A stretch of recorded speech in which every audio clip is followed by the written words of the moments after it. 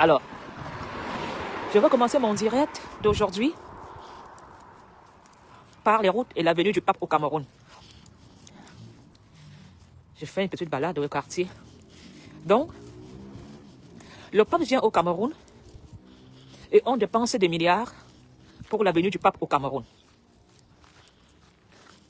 Nous sommes des Camerounais ligotés par le régime et quand on essaye de parler, on devient contre le régime. Aujourd'hui, nous voyons que le gouvernement est en train de mettre derrière eux des Camerounais qui étaient vraiment des combattants pour dénoncer comme nous. Aujourd'hui, la récupération de ces activistes au Cameroun, ils sont en train de s'aligner derrière le nouveau régime. Alors que nous avons décidé d'être des activistes. Bonjour Madame Juste Jeanne. Nous avons décidé d'être des activistes pour les sans-voix. Aujourd'hui, nous ne sommes plus des activistes des sans-voix. On s'aligne derrière le nouveau gouvernement. On s'aligne derrière des hommes forts pour quel intérêt? Je me pose des questions. Je vous resterai fidèle. Je ne veux jamais vous trahir. Je ne serai jamais derrière un régime. J'ai décidé de dénoncer et de rester pour ceux qui n'ont pas la voix. Et ma voix resterait toujours de dénoncer vos pleurs. Alors, le gouvernement camerounais dit... je vais faire une balade un peu sur ce terrain vaste, sur le champ. Le gouvernement camerounais dit ne pas avoir l'argent pour faire des élections au Cameroun. Partagez, s'il vous plaît. Ils n'ont pas d'argent pour faire des élections au Cameroun. Mais ils ont assez d'argent pour faire des routes que le pape va circuler en 1 heure. Là, il y a des milliards. Là, il y a des millions. Les élections ont été renvoyées parce qu'ils n'ont pas l'argent pour faire la campagne. Mes chers compatriotes, ça fait des années que je vous dis que Paul Biya est en otage. On ne m'a pas cru. Ça fait des années où je vous dis que le Cameroun est en faillite. On ne me croit pas. Alors aujourd'hui, je vois les activistes se mettre derrière Madame Courte pour dire qu'elle fait du bon travail, pour féliciter que Madame Courte travaille bien. Que ceux qui dénoncent, qui disent que Madame Courte ne travaille pas, font des querelles de famille et des querelles internes. C'est une grande déception pour moi. Je ne voulais pas faire des sorties parce que à un moment, on se dit que les Camerounais aiment leur misère. Mais quand tu prends des engagements de dénoncer la malgouvernance, la malgérance du Cameroun, tu ne peux plus faire demi-tour. Alors, vous les activistes qui portez Madame Courte sur le plateau en or pour dire qu'elle travaille bien, est-ce que Madame Courte a vraiment besoin qu'on félicite ce qu'il y a lieu de faire? Qu'est-ce qu'il y a d'extraordinaire de faire une route jusqu'à ce que les activistes vont se placer pour filmer, pour montrer que Madame Courte travaille bien? Quand on travaille, on n'a pas besoin de faire la pub. Elle est dans sa fonction. C'est son rôle. Alors, j'ai vu mon petit Mirador que j'aime beaucoup. Et un Mirador, je ne savais pas que c'est comme ça que tu allais faire. Tu es le gendarme de la toile. La manière que j'aime Mirador. Mirador, mon fils, tu pars souvent en Chine. Tu vas en Chine, Mirador. As-tu déjà vu les activistes en Chine aller valoriser le travail fait par les fonctionnaires d'État chinois?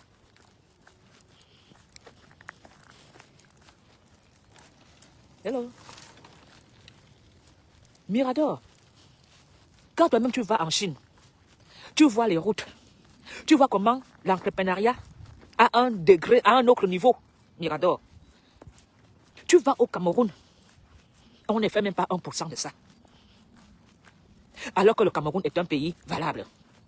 Alors mon petit Mirador, quand tu prends déjà l'avion, tu traverses la frontière. Quand tu rentres au Cameroun, tu veux que ce que tu as vu ailleurs soit dans le Cameroun. L'insécurité qu'il y a dans le Cameroun, mon fils Mirador, voilà où j'attends la dénonciation. Le ministre territorial que tu dois interpeller pour l'insécurité que nous avons au Cameroun. Mon fils Mirador, tu es en Chine. Ton portefeuille tombe, tout le monde passe, on ne vole même pas. L'éducation, le respect, le recyclage des ordures. Est-ce que ce n'est pas vous, nos enfants, qui allez ailleurs, qui devaient venir au Cameroun, aider le Cameroun à fonctionner comme à l'étranger? Alors, fils, je t'ai vu interpeller Zuimanto, qui est la tante, que sa tante est Madame Courte, pour dire que Zuimanto fait une querelle de famille et que Madame Courte travaille. Hello. Est-ce que la seule route qui doit être gouvernée dans le Cameroun est le tronçon que le pape va emprunter pendant sa visite officielle au Cameroun? Ouais, mon fils, je t'interpelle, tu es à Yaoundé. Va à Dakar, monter Ponias. La route qui conduit, qui t'amène chez le premier chef supérieur des Ewondo, qui était Charles Atangana. Je pense que quand le pape vient au Cameroun, il commence son histoire par le chef supérieur, le premier chef supérieur des Ewondo, qui était Charles Atangana. Je pense aussi que le pape sait que la basilique de Volier est un lieu sacré après la cathédrale. Donc si le pape décide d'aller voir l'évêque, tu penses vraiment que le pape ne va pas d'abord envoyer sa sécurité? Voir le secteur en passant par Volier et Foulane. Je pense que les agents secrets du Vatican iront faire un tour en Volier si le pape décide d'aller à la basilique où nous prions. Alors, mon fils Mirador, ce direct n'est pas pour toi. Ce direct est d'interpeller tous les antivixes. Valentine et Somba, bonjour. Qui sont en train de tourner le dos aux sans-voix. Qui sont en train de s'aligner derrière le gouvernement. Je ne sais pas pour quel intérêt ils le font. Et pourtant, le peuple avait placé l'espoir du changement en vous, dans votre bouche, dans votre travail de dénonciation. Madame Courte, son travail, c'est de faire en sorte que nous ayons des routes partout. Je ne prends que l'exemple sur ce qui est la vérité, pas parce que c'est mon quartier. Nous avons le lycée de Samé Foulane. Nous avons des écoles. Nous avons ce qu'on appelle Club France. Nous avons la route où beaucoup des fonctionnaires d'État les hauts fonctionnaires d'État pour aller habiller Massi, passer à Dakar. Cette route n'est plus praticable. Merci à Super-Mère, mon oncle. Toi-même, tu ne passes plus à Club France.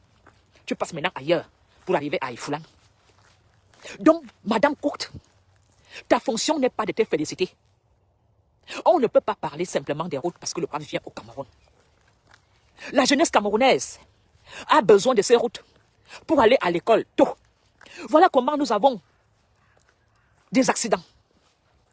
Parce que la route n'est pas praticable, où les motos sont obligées de faire des zigzags et parfois se retrouvent sous les roues des camions en voulant danser l'équilibre avec des enfants derrière la moto.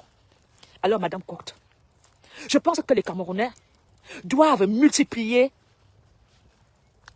les vidéos des routes non praticables à Yaoundé, à Angolé-Wondo. Je ne parle pas des routes qui donnent dans les villages. Yaoundé est devenu comme un cimetière à ciel ouvert, où on a enterré des gens hier et à la boue, des tombes partout. Toutes les routes de Yaoundé ont été mises à zéro. Ils ont enlevé des goudrons partout, dans une promesse de campagne et des élections 2025. Aujourd'hui, aucune route n'a été refaite. On vous a promis que ces routes seront reclassées pour des élections présidentielles. Rien n'a été fait. Donc si le pape ne venait pas, les routes n'allaient pas être faites. Donc Madame Courte, qui reçoit un salaire tous les mois pour jouer un rôle, doit être félicitée, alors que c'est ce que nous voulons depuis des années. C'est ce qu'on attend d'elle. Qu'elle fasse son travail, qu'elle joue son rôle. Alors, les enfants du Cameroun, c'est que les usagers des routes du Cameroun, de Yaoundé, ne sont pas valables. Et ce qui est marrant, c'est vous qui allez ailleurs. Admirez les villes d'ailleurs, les routes d'ailleurs, les quartiers d'ailleurs, des villes d'ailleurs.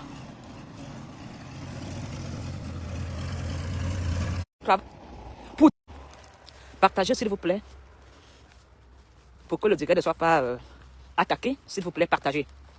Alors, je pense que l'appel est lancé pour que nous tous nous filmons les routes de nos quartiers qu'on a décrassés, qu'on a enlevé, le goudron partout, et mettons ça aux réseaux sociaux pour que le pape voie que lui, il est privilégié de venir circuler sur des belles routes, mais nous, les Camerounais, on n'a pas le droit d'avoir ce luxe-là. Et que le pape doit venir au Cameroun maintenant, tous les mois. Il est le bienvenu. Mais surtout que le pape décide d'aller voir les associations dans les quartiers, parce que si le pape va dans le sous-quartier, il comprendra le quotidien des Camerounais. Donc je pense qu'en ce moment, si le Vatican est dans des réseaux sociaux, est sur Internet, pour essayer de voir comment nous vivons dans le Cameroun. Alors, mes chers compatriotes, le défi est lancé. Filmez les routes. Filmez, postez. On va relayer. On a besoin que nos routes soient tracées pour la sécurité des usagers de la route. Ça fait des années que je vous dis que Paul Biya est en otage. Ça m'a coûté des insultes. Ça fait des années que je vous dis que le Cameroun est en faillite. On m'a dit que, tais-toi. Mes frères, bientôt vous n'aurez même plus de salaire. S'ils ont renvoyé les élections, par manque de moyens, par manque d'argent, sachez que le Cameroun, pour le moment, eux, ils vendent les lingots d'or pour survivre. Ils pillent le Cameroun. À un moment, ils savent qu'ils vont partir. Celui qui va prendre le Cameroun prendra un Cameroun endetté. Merci pour les cœurs. Donc, je vous ai dit de vous préparer depuis 7 ans. Je vous ai dit que le Cameroun est en faillite. Ils ont pris Paul Biya en otage, que ce n'est plus lui qui dirige. Vous ne m'avez pas cru. Et ce qui est marrant, c'est que nos frères, qui se disent intellectuels, ont sacrifié l'avenir des millions de Camerounais par une promesse de carburant. Une promesse de carburant. Vous avez fait élire Paul Biya en 2025. Une promesse de carburant. Vous n'êtes pas différent de ceux qui ont zigouillé les enfants mineurs. Vous n'êtes pas différent de ces personnes. Condamner des millions de Camerounais à 7 ans de pauvreté, de misère, pour une promesse politique qui après vous venez pleurer aux réseaux sociaux qu'on ne fait pas avec vous, on ne compte pas avec vous. Depuis quand est-ce que ces gens ont tenu leur parole? Ces gens nous font miroiter, vous font des belles promesses et en vérité, vous n'avez rien. Alors, vous les crêtres politiques, les crêtres qui avaient donné vos voix, qui avaient forcé la jeunesse, pas la jeunesse, forcé l'élection de Paul Biya au Cameroun. Vous êtes contents? Nous sommes tous dans le même bateau. Mais comme la conscience tue, vous allez mourir vous seul dans vos firmes. Vous êtes contents? Vous avez réélu Paul Biya. Ça a changé quoi dans le Cameroun?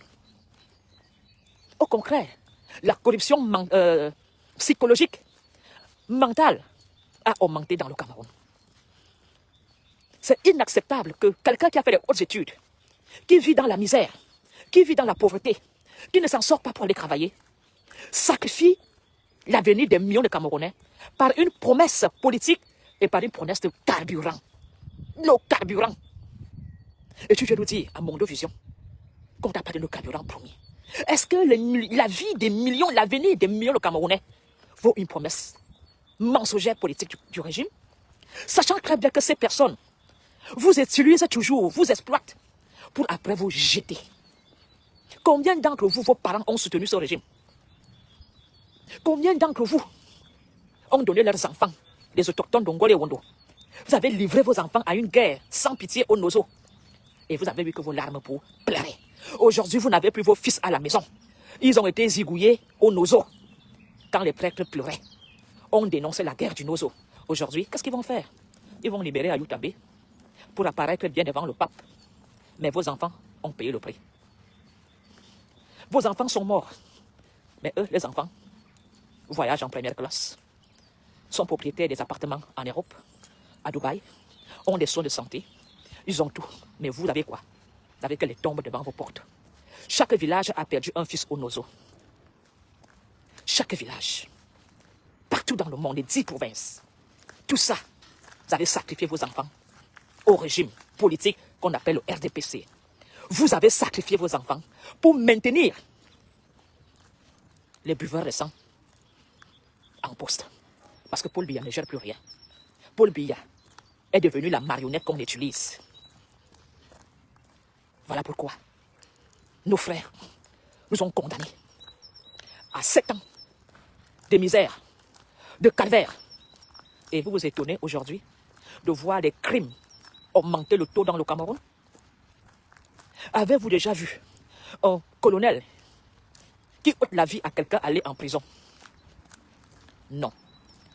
Avez-vous déjà vu le fils d'une personnalité qui a volé, qui a été accusé de choses horribles, aller en prison? Non. Parce que dans le Cameroun, tout le monde fait ce qu'il veut, ce qui le plaît. Et on sait que dans le Cameroun, quand tu as l'argent, tu ne vas pas en prison. Quand tu es dans le réseau, on te libère après quelques jours. Quand tu fais partie du système, ou peut-être c'est même toi qui leur donne les enfants mineurs pour leur pratique de magie noire et de sorcellerie, de temps en temps, ceux qui le font et qui sont au courant se disent, nos patrons couchent avec leurs enfants et ils ont des promotions ministérielles. Voilà comment ces papas se disent qu'ils vont sortir de la misère en couchant avec les enfants, en violant, en devenant des pédophiles. Alors, je respecte la mémoire des enfants qui ont succombé aux blessures de ces violeurs.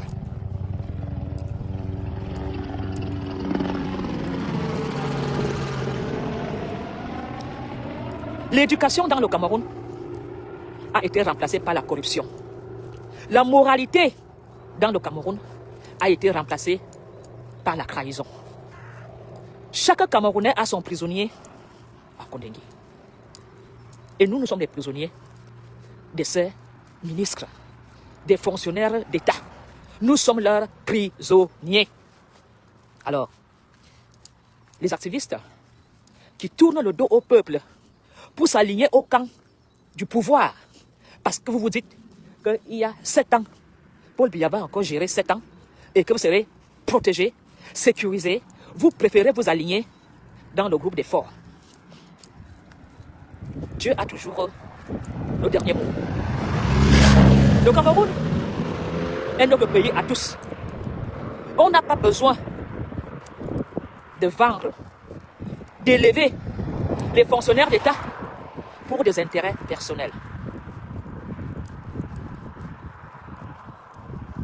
Où sont les nominations?